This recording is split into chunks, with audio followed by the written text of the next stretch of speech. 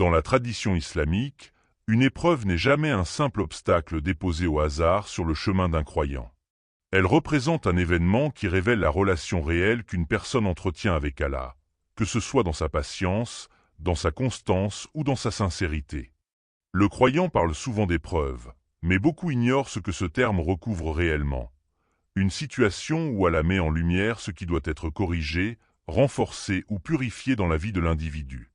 Pourtant, malgré cette définition simple, la majorité des gens ne saisissent pas la profondeur de ce concept et se retrouvent déroutés lorsqu'une difficulté surgit soudainement. Cette incompréhension est fréquente car, pour beaucoup, une épreuve ressemble d'abord à une injustice ou à un malheur inexplicable. Lorsque la santé chancelle, que les projets échouent ou que des relations se brisent, l'être humain se demande instinctivement « Pourquoi moi ?» Cette réaction naturelle empêche parfois de voir le sens plus large de ce que l'islam enseigne. Les épreuves ne sont pas des signes de rejet, ni des indices que la vie se retourne contre quelqu'un. Elles sont souvent des occasions d'apprentissage qui dévoilent des réalités invisibles en temps normal. Le croyant pense connaître sa foi, mais c'est au cœur des difficultés qu'il découvre qui il est vraiment et ce qu'il doit travailler. L'objectif de cette vidéo est justement d'aller au-delà de la vision superficielle des épreuves pour comprendre ce qu'elles signifient réellement. Nous allons aborder la façon dont elles fonctionnent comme un langage subtil, une manière par laquelle Allah guide, réoriente et enseigne. Ce langage n'est pas fait de mots, mais de situations, de circonstances et de moments inattendus qui obligent l'être humain à réfléchir, à revenir vers lui et à réévaluer ses priorités. Beaucoup d'éléments que nous vivons ne sont pas là seulement pour nous tester, mais pour nous communiquer quelque chose que nous n'aurions jamais compris autrement. Le Coran et la Sunna ne laissent pas ce sujet dans le vague. Ils fournissent une méthode claire pour reconnaître la nature d'une épreuve, pour comprendre son rôle et pour savoir comment réagir. Ces sources expliquent les causes, les objectifs et les effets des tests divins sur le cœur du croyant. En décodant ce que disent réellement ces textes, il devient possible de voir dans chaque difficulté non pas une crise, mais une leçon et un signal à interpréter avec lucidité. Dans le Coran, deux termes reviennent lorsqu'il est question de difficulté, fitna et ibtila. Ces mots ne décrivent pas la même réalité, même s'ils renvoient tous deux à la notion d'épreuve. Fitna désigne une situation qui révèle l'état d'un cœur, comme on expose un métal au feu pour identifier ses impuretés. Ibtila, lui, renvoie au test direct venant d'Allah, destiné à mesurer la solidité de la foi et à clarifier les intentions. Le croyant vit souvent ces deux formes sans savoir les distinguer. L'une révèle, l'autre confirme. L'islam enseigne que les deux sont nécessaires pour avancer. Les épreuves ne sont pas uniquement des moments de souffrance. Elles jouent un rôle profond dans le cheminement spirituel. Elles purifient ce que l'âme accumule de négligence, d'orgueil ou d'attachement excessif aux choses matérielles. Elles servent aussi d'élévation, car Allah ne donne pas le même poids de difficulté à tous. Certains montent en degrés à travers ce qu'ils endurent avec sincérité et patience. Les épreuves peuvent également agir comme une protection contre des péchés qu'un croyant aurait pu commettre s'il avait trouvé la facilité. Beaucoup ignorent que certaines pertes, certaines ruptures ou certains retards sont parfois des barrières invisibles dressées par miséricorde pour éviter un mal plus grand. Il est essentiel de distinguer ce qui relève d'une punition, d'un test ou d'une épreuve de miséricorde. La punition est liée à un comportement ou à une désobéissance persistante, et elle vise à ramener le croyant vers le bon chemin. Le test, lui, n'est pas forcément lié à une faute. Il permet d'évaluer la sincérité, la résilience et la confiance envers Allah. Quant à l'épreuve de miséricorde, elle arrive parfois alors que le croyant est sur la bonne voie, pour l'affiner, renforcer sa foi et polir son caractère. Beaucoup confondent ces trois réalités, et cette confusion génère des inquiétudes inutiles. Le Coran montre que personne n'a échappé à ces situations, pas même ceux qu'Allah aimait le plus. Tous les prophètes, sans exception, ont été testés. Adam par la tentation, Noé par la solitude et l'incompréhension de son peuple, Ibrahim par le sacrifice, Moussa par les responsabilités écrasantes, Mariam par les rumeurs, et le prophète Muhammad par les épreuves successives de la perte, de la faim, de l'exil et de l'opposition. Le fait que ces modèles de foi aient été éprouvés prouve que la difficulté n'est pas un signe de faiblesse, mais un élément normal du cheminement. Une fausse idée largement répandue consiste à croire que les épreuves signifient un manque de bénédiction. Beaucoup pensent que si tout va bien, Allah est satisfait, et si tout se complique, Allah les délaisse. Pourtant, le Coran enseigne l'inverse. La facilité peut être une épreuve d'orgueil, et la difficulté peut être une preuve d'amour. Le croyant doit donc comprendre que l'épreuve n'est pas un verdict négatif, mais un moment chargé de sens, où quelque chose d'important se joue pour son cœur et son avenir spirituel. Les catégories d'épreuves. Les textes islamiques montrent que les épreuves ne se présentent pas toutes de la même manière. Certaines touchent l'aspect matériel de la vie. Elles concernent l'argent, les pertes financières, la pauvreté soudaine, ou encore la maladie qui limite les capacités du croyant. Ces situations rappellent que ce que l'on possède n'est jamais réellement entre nos mains. Elles viennent souvent réajuster la relation à la dunya pour que la dépendance ne se déplace pas de l'adoration vers le confort. Une épreuve matérielle n'est pas qu'un manque ou une douleur physique. Elle interroge ce qui fonde réellement la sécurité intérieure du croyant. D'autres épreuves prennent la forme de difficultés relationnelles. Elles surgissent à travers les tensions familiales, l'injustice d'une personne, les conflits qu'on ne maîtrise pas, ou encore les ruptures qui provoquent un profond déséquilibre émotionnel. Elles mettent en lumière la dimension sociale de la foi. Patience, pardon, gestion de la colère, loyauté, sincérité. Ces épreuves testent la manière dont le croyant se comporte face aux comportements humains imprévisibles. Elles révèlent aussi ce qui doit être corrigé dans la personnalité ou dans la gestion des sentiments. Il existe également des épreuves plus subtiles, les épreuves spirituelles. Elles n'ont rien de visible, mais elles sont parfois plus déstabilisantes que les pertes matérielles. Elles apportent du doute, une baisse de motivation, une faiblesse de foi, ou une incapacité temporaire à ressentir la présence d'Allah comme auparavant. Ces moments interrogent la sincérité profonde du croyant. Continue-t-il à adorer même lorsque l'émotion n'est plus là? Est-il constant même sans la facilité du cœur? Ces situations montrent que la foi n'est pas un sentiment, mais une construction intérieure qui demande des efforts continus. Enfin, certaines épreuves touchent directement l'intérieur de la personne. L'anxiété, la solitude, la peur ou la perte de repères. Elles agissent en silence et modifient l'équilibre émotionnel. Elles forcent le croyant à regarder en lui-même, à reconnaître des fragilités qu'il ne voulait peut-être pas affronter, et à rechercher le soutien spirituel non par obligation mais par nécessité. Ces épreuves intérieures sont souvent des signaux que quelque chose doit changer. Une manière de vivre, une habitude, une vision de soi, ou un lien avec Allah qui demande d'être renforcé. Chaque type d'épreuve possède donc une signification distincte. Les difficultés matérielles questionnent la confiance, les épreuves relationnelles testent le caractère, les épreuves spirituelles vérifient la sincérité, et les épreuves intérieures façonnent la maturité émotionnelle. Les sources islamiques montrent que ces différentes formes ne sont jamais distribuées au hasard. Elles touchent précisément ce que la personne doit travailler pour grandir, se purifier et s'approcher davantage d'Allah. Comment reconnaître qu'une épreuve est un message d'Allah? Reconnaître qu'une difficulté n'est pas simplement un événement de la vie, mais un message envoyé par Allah, demande d'observer certains signes que le Coran et la Sunna mettent en avant. L'un des premiers indicateurs apparaît lorsque l'épreuve survient dans un contexte de négligence spirituelle. Prière manquée ou faite rapidement, abandon progressif du Coran, comportement qui s'éloigne des valeurs islamiques. Dans ces moments, la difficulté agit comme un rappel direct pour recentrer le croyant sur ses obligations, car la relation avec Allah ne se dégrade jamais sans conséquence. L'épreuve devient alors un signal clair.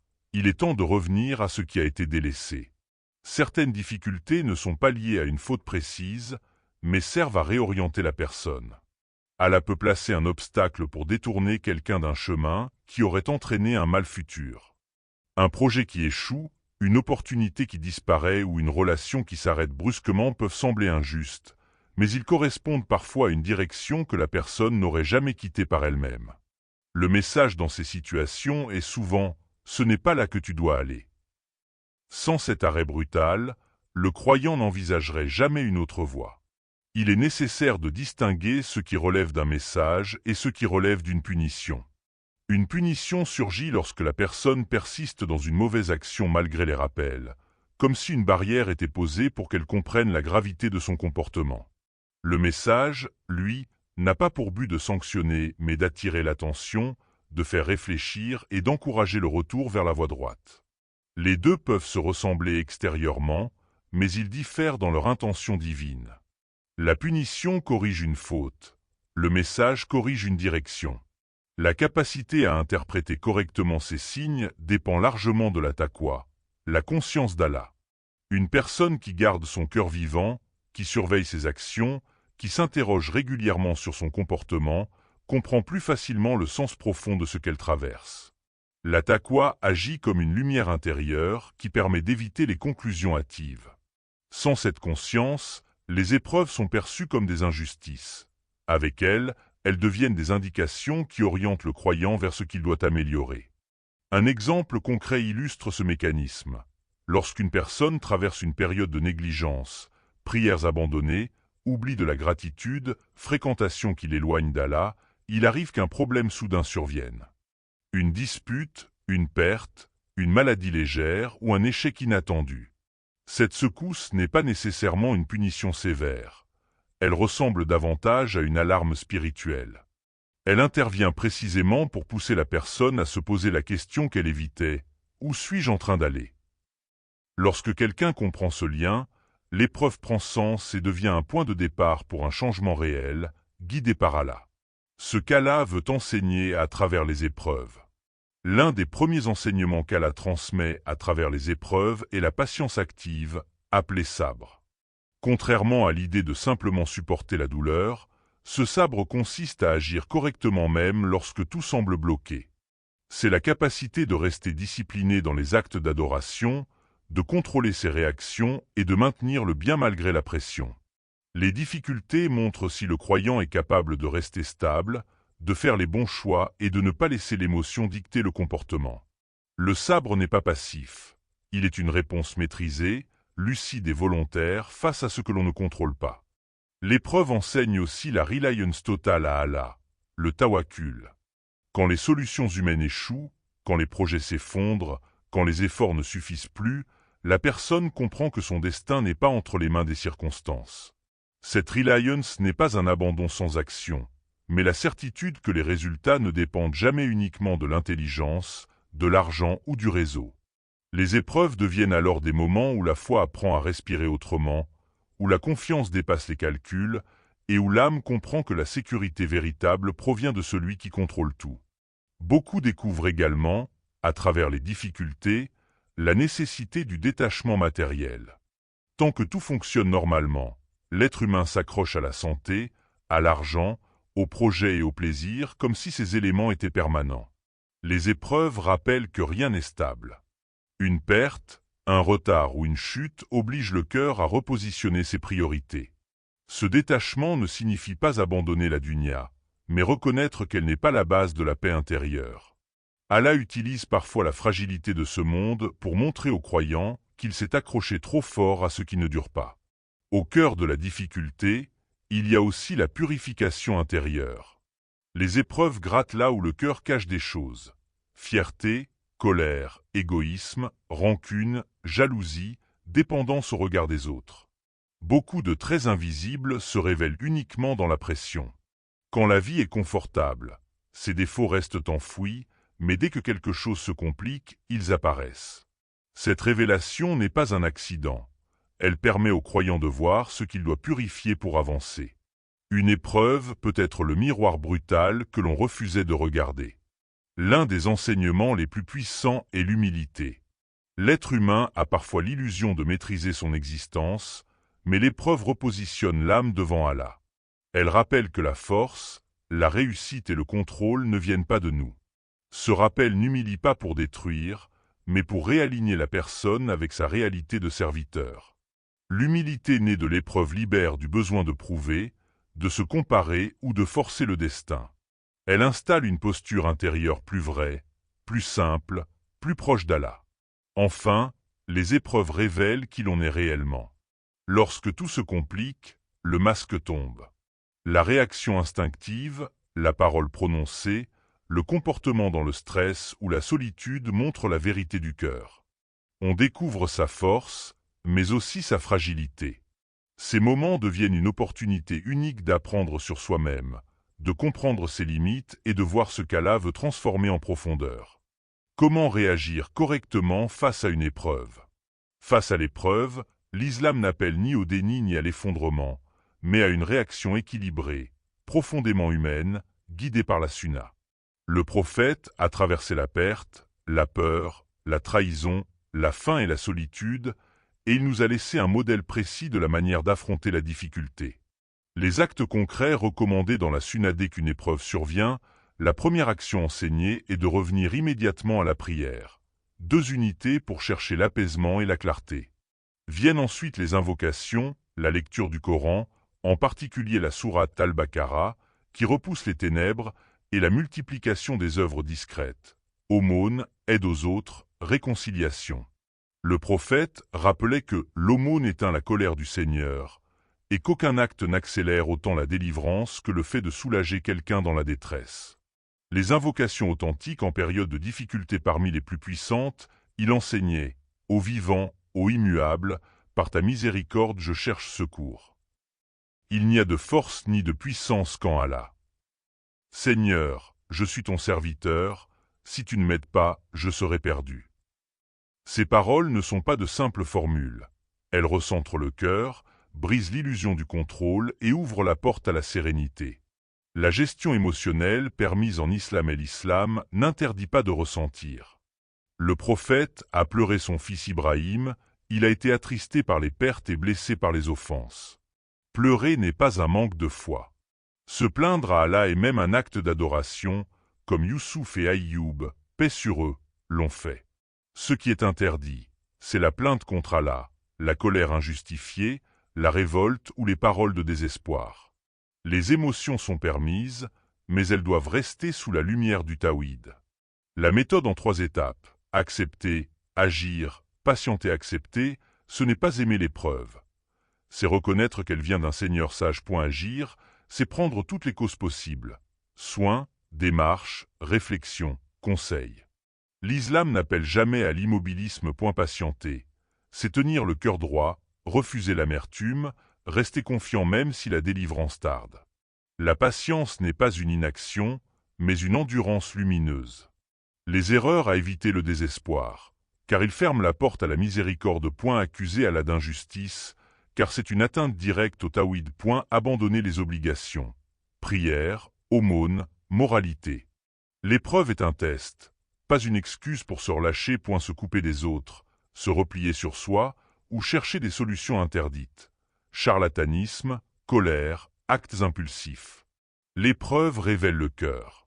Celui qui s'y accroche avec foi, invocation et action concrète, ressort plus pur, plus lucide, plus proche d'Allah que jamais. Comment une épreuve change ton destin? Chaque épreuve porte en elle une influence profonde sur le destin du croyant, car Allah ne laisse jamais la difficulté inutile. Dans le Coran, le concept de qadar montre que chaque situation fait partie d'un plan divin où l'âme est testée et élevée à travers ses réactions. Les épreuves ne sont pas des interruptions aléatoires, mais des moments qui définissent des degrés dans la foi et le caractère. Traverser une difficulté avec patience et sincérité permet d'atteindre des niveaux que la facilité seule ne pourrait offrir. Après une épreuve, Allah ouvre souvent des portes invisibles, opportunités, rencontres, bénédictions que la personne n'aurait jamais imaginées. Une perte matérielle peut amener à découvrir une richesse spirituelle.